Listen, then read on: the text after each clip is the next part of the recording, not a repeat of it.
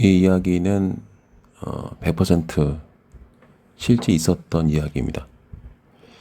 제가 주술 일을 하기 전의 이야기고, 그리고 대학 졸업하고 얼마 안 돼서 그때 30살이었을 겁니다, 아마. 좀 집중적으로 공부하고 싶어가지고 제 차에다가 이제 짐을 다 싣고 방을 알아봤죠. 그리고 서울대 정문 쪽에는 아시는 것처럼 신림동 고시촌이 있었습니다. 고시촌에 들어가면 그야말로 이제 거기도 고시촌이에요.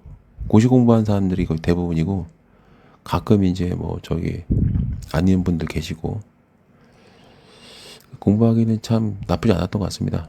그 무슨 대학교 캠퍼스 같았으니까.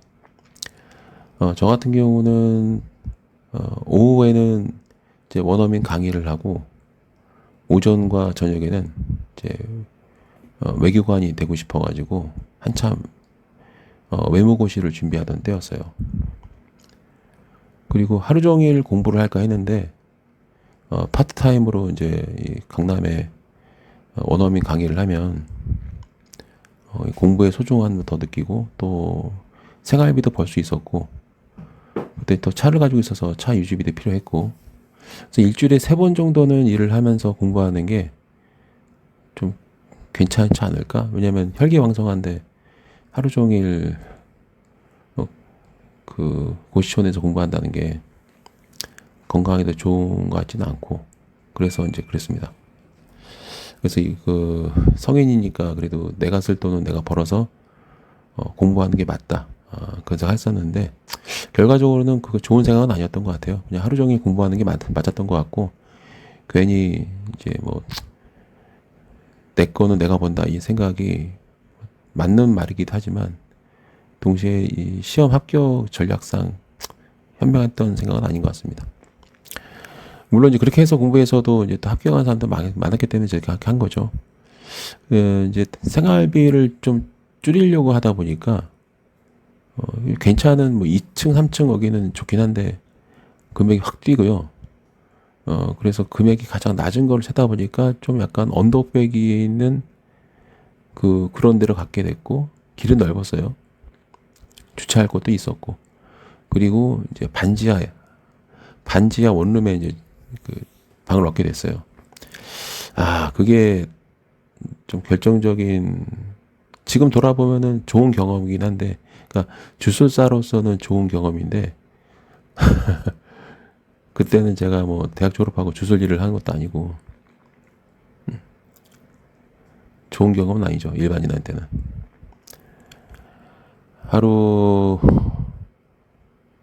그때 원어민 강의 같은 경우는 오후 한 3시 반, 4시 정도에 수업을 시작해서 10시면 끝나고요. 끝나면 바로 그냥 퇴근하는 겁니다. 일주일에 3번이고, 일주일에 3번 하고 이제 4일은 열심히 공부하고 그런 생각을 했어요. 근데 그래도 이 말 안 되는 아이들을 데리고 이제 영어로 강의한다는 게 스트레스가 이만저만이 아닙니다. 답답하죠. 말을 해도 잘 못 알아듣고, 또 영어로 막 말하려는 그런 의지도 없어 보이고, 굉장히 힘들었어요. 스트레스를 은근히 받죠. 또 이 학원가에서 또 떠든 애들이 은근히 있어가지고 한국말은 절대 쓰지 못하는 조건이었거든요. 근데 이상하게 자기랑 맞는 곳이 안 맞는 곳이 있는 것 같아요. 저는 솔직히 개인적으로 반지하는 절대 추천드리고 싶지 않습니다. 그리고 반지하 원룸 자체를 건축법상 금지시켜야 된다는 생각을 해요. 저는 제가 경험해 보니까. 첫 번째는, 원래 제가 처음 갔을 때는 그 총무 비슷한 분이 계셨고, 오래된 분, 그리고 원래 방이 다 꽉 차 있었거든요. 근데 이 반지하다 보니까 그 공동 현관 비밀번호 누르고 들어가면은 이제 반 계단 내려가는데 어 되게 어두워요. 불이 켜져 있는데도 어두워서, 저는 특히 또 끝방에 있었거든요. 한참 어두운 터널을 지나가서 끝에 있는 방. 방에 불을 켜도 어두워요. 대신 공부하기는 참 좋았습니다. 왜냐면 너무 밝으면은 집중이 안 되는데 스탠드 딱 켜놓고 있으면은 아늑하면서 공부는 잘 됐어요. 근데 문제는 그게 함정이었다는 겁니다. 처음 한 달, 두 달, 3개월, 뭐 6개월 되게 좋았습니다. 뭐 저기 그 고시촌에 그 신림동이 강남이랑 별로 멀지가 않거든요. 차로 운전해서 한 2, 30분이면은 학원까지 도착을 하고요. 그리고 강의하고 또 이제 즐겁게 또 사당 지나서 공천동 거기 넘어가지고 오면은 아니면은 삥이 돌아가도 되고 넘으면 이제 집이고 되게 좋았습니다. 그리고 주말이면은 이제 머리 식히려고 가끔 드라이브도 즐기고 그렇게 이제 꿈 같은 고시 생활을 했는데 트렁크 저기 자동 제 그 생활이 좀 질투가 났었는지 어떤 분들은 그 타이어 펑크를 내고 막 그래가지고 좀 스트레스도 받고 그랬죠. 그러니까 인간의 참 이 질투심이나 시기심은 제가 항상 평생 겪는 그런 과정인 것 같습니다. 지금도 저를 시기 질투하는 분들이 꽤 많잖아요. 본인들이 노력하면 되는데 노력은 하기 싫고 이제 경쟁자인 것 같은데 제대로 일을 잘하면 뭐 시기 질투를 하는 그런 못난 분들이 많은 것 같습니다. 근데 문제는 그때 제가 이제 이 외무고시 준비할 때 그렇게 밝은 시민은 아니었어요. 마음에 이제 무덤 하나를 가지고 있는 상태였기 때문에 그 어두운 그 우울증은 주기적으로 왔습니다. 그러니까 우울증이라는 게 사실 되게 안 좋은 거거든요. 우울증이 정기적으로 밀려왔고 그리고 나중에는 이제 그 와인 한 잔이라고 했자 그 소주잔 한 잔 정도 와인을 좀 마셔야 술 기운에 잠이 자는 그런 상태가 된 거예요. 저는 술을 못하기 때문에 와인에다가 설탕을 좀 많이 섞었습니다. 설탕을 넣어서 이제 달달하게 만든 다음에 포도 주스처럼 느낌이 나면 그때 홀짝홀짝 마시면 이게 몽롱하면서 노곤하면서 잠이 잘 오더라고요. 근데 어느 날 그렇게 이제 술에 의존해서 잠이 드는 생활이 잦아졌는데 우울증이 계속 누적되니까 나중에는 그 저도 모르게 혈서를 쓰고 있는 거예요. 혈서 내용도 공개는 좀 어렵지만 흔히 말하면은 이제 피해 계약, 어떤 좀 어두운 존재와 어떤 이 피해 계약을 맺는 그런 혈서를 나도 모르게 쓰고 있는 거예요. 그러니까 반지하 언음이 진짜 안 좋습니다. 그러니까 왜 그런지 모르겠는데 나도 모르게 썼어요. 그리고 나서부터 한 이틀 정도 꼼짝 못하고 누워있을 때도 있었고, 그러니까 죽은 시체처럼 몸이 뭔가에 의해서 지배당한 것처럼 손가락 하나 꼼짝 못하게 하는 거예요, 하루 종일. 그러다가 깨어나기도 하고 막. 그런 일이 자주 있고, 귀접도 되게 많이 일어나고, 가위에 악몽 눌리는 건 기본이고, 나중에 봤더니 그 이 집에 가장 오래 사셨던 그 이제 총무 비슷하게 이제 뭔가 이상한 사람 있는지 없는지 감시 보고하는 그런 이 고시생 한 명이 그 아마 그 월세를 좀 할인 받는 걸 알고 있거든요. 뭔 일 있으면은 주인한테 바로바로 이제 완전 일러 바치는 역할인데 그 사람하고 나 빼고 나머지 다 방 빼서 나간 거예요. 아무도 없어요. 그 방이 5개가 있었는데 3개 중간에 3개 다 비고 다 나가 버리고 저만 하고 이 총무 비슷한 일을 하시는 분만 남은 거예요. 근데 그분도 생활이 막 난장판이에요. 그러니까 막 늦잠 자고 막 그래서 주인 아저씨가 막 왜 고시생이 이렇게 늦잠 많이 자냐 하면서 호통치기도 하고 되게 각별한 사이였나 봐요. 막 맨날 늦잠 잔다고 막 혼나고 있고 고시생이면은 새벽 6시부터 일어나서 산책도 하고 밥도 먹고 공부하고 그래야지 왜 맨날 늦잠 자고 있냐. 그렇게 해서 합격하겠느냐 그런 말씀도 하시더라고요. 막. 반면에 저는 이제 되게 좀 주인 아저씨가 좋아했던 것 같아요. 왜냐면 아침에 일어나서 산책할 때 아저씨 얼굴 보고 또 공부하다가 일주일에 3번 정도는 또 이제 학원가 가서 강의도 하고 그래서 그때 이제 그 이 신림동에도 지역 유지들이 있어요. 그 유지들이 어떻게 또 제가 원어민 강의를 하는 걸 아셔가지고 통역 알바를 또 주셨어요. 공부하는데도 보태 쓰라고. 이게 서울대 그 이 근처가 좋은 게 뭐냐면 서울대 나오시는 또 어르신들이 고시생들을 좀 많이 도움을 주셨어요. 그래서 저 같은 경우도 이제 주경야동 한다고 딱 소문이 나는데 강남에서 이제 이 원어민 강의를 하고 있다. 그리고 외국어 준비한다 이렇게 소문이 나가지고 저한테 이 동시통역 원래 동시통역 자격증이 없지만 동시통역 알바 자리를 많이 주셨어요. 그래서 가끔 이제 한 2-3시간 통역해주고 10몇만 원 받고 그렇게 이제 많은 도움을 받았습니다. 이게 좀 밀어주고 끌어주는 게 좀 있어가지고 되게 좋았고요. 근데 문제는 거기가 그냥 반지하가 아니라 이제 막 저기 흉가 폐가처럼 막 깔끔하지만 흉가 폐가 같은 그 어둠이 있죠. 그런데 나도 모르게 무슨 피해 혈서로 막 계약을 써가지고 그때부터 이제 막 가입 늘리고 막 밤마다 꿈꾸면 막 끔찍한 존재들이 나타나고 실질적으로 막 하루 종일 손도 까딱 못할 정도로 온몸이 경직돼서 막 묶여있고 눈은 깜빡거리는데 몸은 안 움직이고 막 그런 일도 많아지고 그리고 나중에는 점점 이 고시 공부하고는 관계없이 점점 내 책상 위에 책보다는 다른 게 막 올라가져 있고 내가 고시생인지 아니면은 뭐 막 어떤 사악한 존재를 막 모시는 그런 일을 하는 사람인지 구분이 안 갈 정도로 책상 위에 책보다는 다른 게 많아지기 시작하더라고요. 그리고 나중에는 점점 뭔가를 막 매달아 놓고 이게 이제 방이 점점 고시생의 방이 아니라 무슨 무당의 방인 것처럼 그냥 무당이 아니라 막 이 악마를 숭배하는 그런 일을 하는 사람처럼 뭔가를 내가 막 이상한 걸 사다 놓고 막 걸어 놓고 붙이고 막 그러기 시작하는 거예요.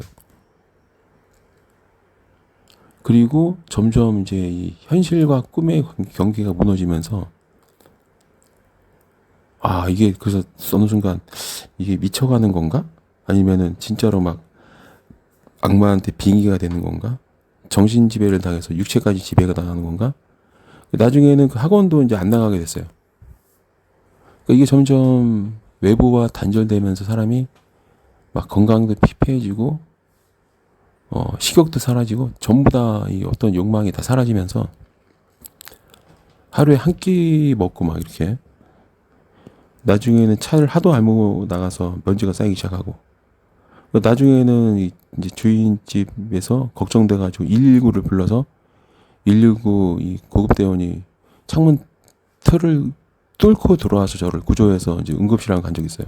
왜냐면 며칠 동안 이제 출근 안 하고 있으니까 이제 걱정돼서 학원 원장님이 119를 불렀고 그때 이제 내가 이제 방에 누워서 꼼짝 못하고 누워 있고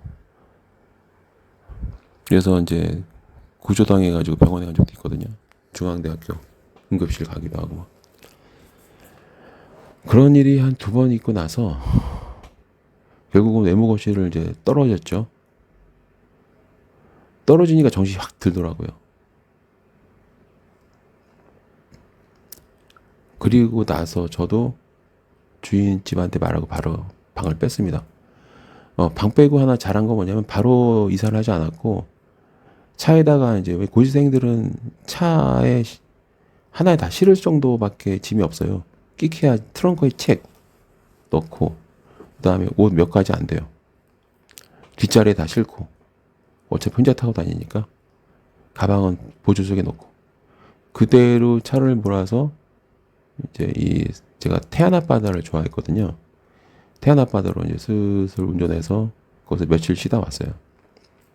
시험 떨어진 거에 대한 위로도 필요했고 그리고 뭔가 그냥 바다를 가야 해결될 거라는 느낌이 들어서 막연하게 바다로 갔는데 지금 돌아보면은 바다에서 저한테 막 들러붙었던 악귀들을 다 떼어내고 온 것 같아요.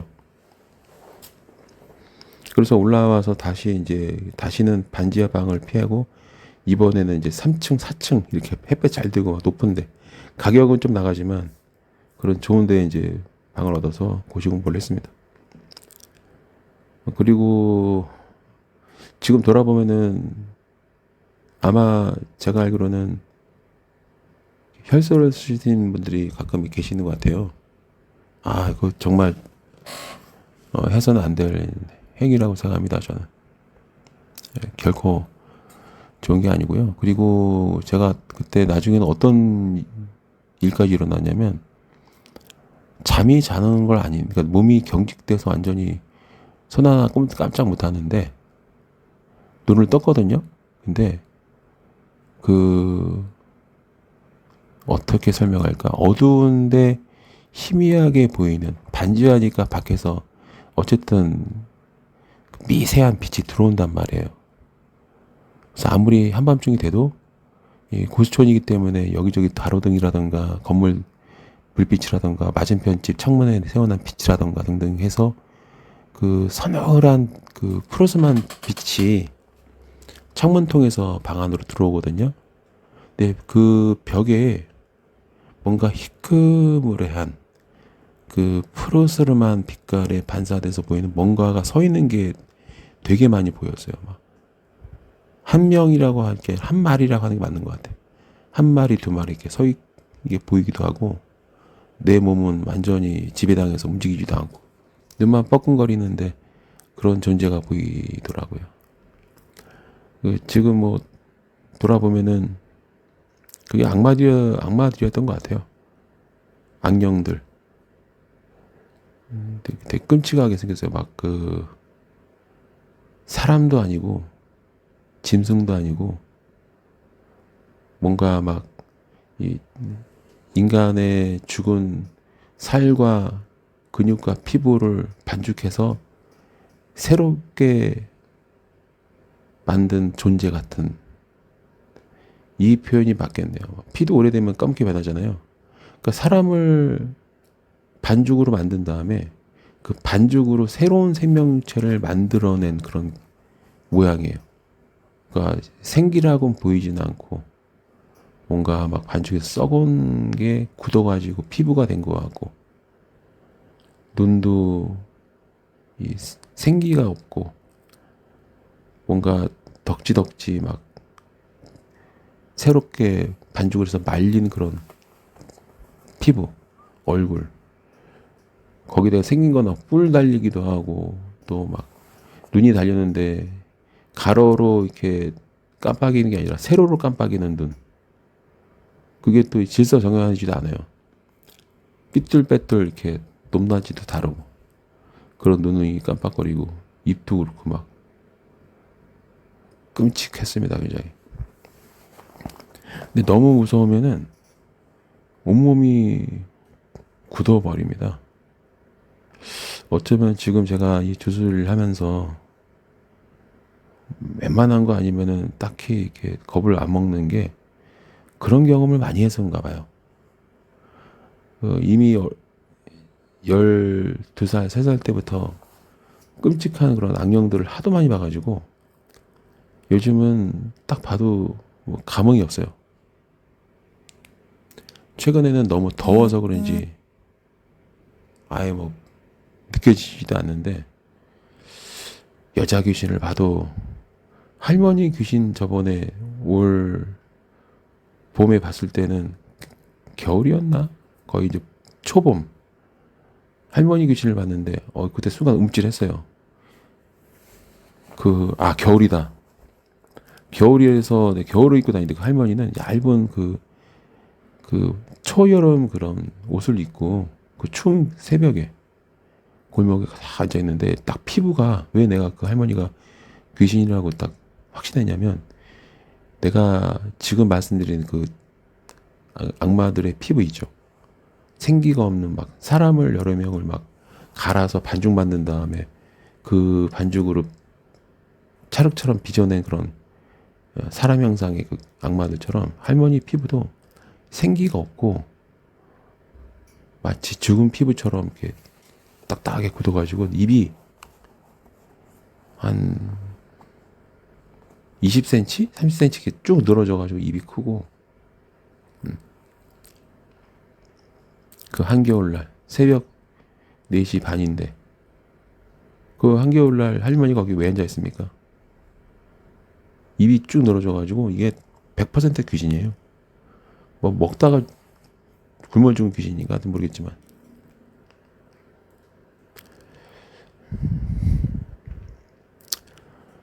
제가 얼마 전에 그 현관문 열면은 바로 화장실 양변기가 보이는 집 절대 피하라고 말씀드렸잖아요. 또 하나 추가드리면 반지 하나 지하는 무조건 피하세요. 진짜. 반지 하나 지하는 사람이 살면 안 돼요. 말하자면 무덤이잖아요. 솔직히 땅 파고 들어가서 거기 살면 물론 사는 분들 많죠. 근데 아마 대부분 몸이 아프고 머리도 지근거리고 악몽 가위 잘 눌리고 그리고 집에 있기 싫고 또 심해지면은 집에만 있고 싶고 밖에 안 나가고 막 집안이 막 어지러워지고 청소도 잘 안 되고 막 어쩔 수 없이 버티는 분들도 계시겠지만 이 반지하나 지하는 절대로 저는 얻지 말라고 강력하게 좀 강조하고 싶습니다. 진짜 되게 안 좋았어요. 물론 이제 반지 하나 지하가 아니라고 다 좋은 건 아니에요. 또 하나 추가드리면 곰팡이가 막 심하게 지는 데 있잖아요. 얼마 전에도 제가 고객님한테 말씀을 드렸는데 집 벽지 관리 정말 잘 하셔야 됩니다. 벽지에 검은 곰팡이가 생기고 막 누런 그런 때가 묻기 시작하면은 그거는 반드시 부분 도배라도 하셔가지고 거기를 깔끔하게 벗겨내고 밝은 도배지로 바꾸셔야 돼요. 아니면은 제가 특별하게 제작해드리는 대형 부적이 있죠. 그거라도 놓거나 우리가 흉가패가 가면은 그 체험 유튜버나 무당들이 이구동성으로 한 말이 있죠. 검게 변한 이 곰팡이 보면서 귀신이 좋아하는 곳이다. 맞는 말입니다. 틀린 말이 아니에요. 조심하셔야 됩니다.